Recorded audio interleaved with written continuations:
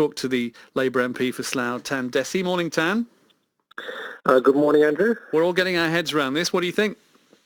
Well, it's absolutely ridiculous, and I think this is an affront to British democracy that Parliament, I think it's been on the cards for so long that many of us have suspected that this is what Alexander Boris Johnson and his government would do, and this is merely trying to shut down our sovereign parliament in order to force through a no deal. This is exactly what is being done, and I think this is a very, very dark day for our democracy, for which, by the way, our parliament is held in such high esteem around the world.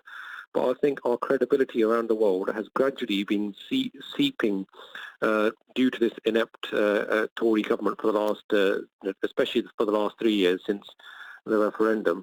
But no, I just find it utterly ridiculous. Right.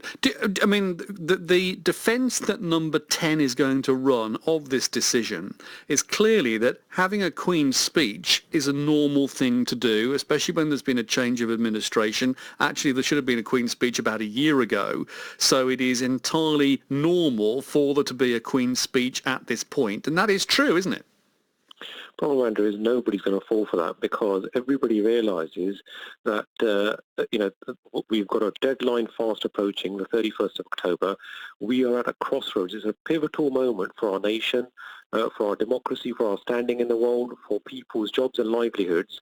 And if that 31st of October deadline hadn't been there, and I think people from across the political spectrum, we would have been, as you rightly say, nobody would have objected to a Queen's speech and for the proroguing of Parliament. But I think this is being done in a very, very cynical and diabolical way, that they're trying to shut down the democratically elected representatives from around our country. And I think that this, by behaving in such a manner, not only are we moving towards, the breakup of the EU, we're also moving towards the breakup of the United Kingdom. My understanding is part of the reasoning here is that because it is in the normal run of things for a new government to have a Queen's speech, it'll be very hard to challenge it in the courts.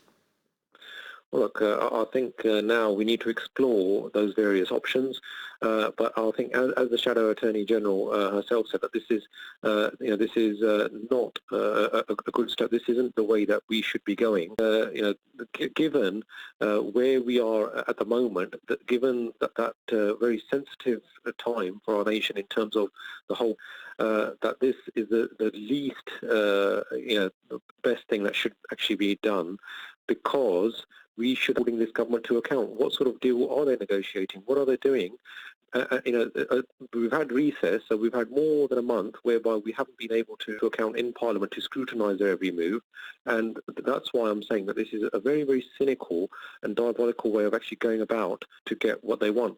John Redwood, the Woking MP, has said in the last hour he welcomes this, but he also points out that if Boris Johnson's government could find the numbers in Parliament, you could still hold a no-confidence vote and bring the government down. If you were able to do that, it still remains open.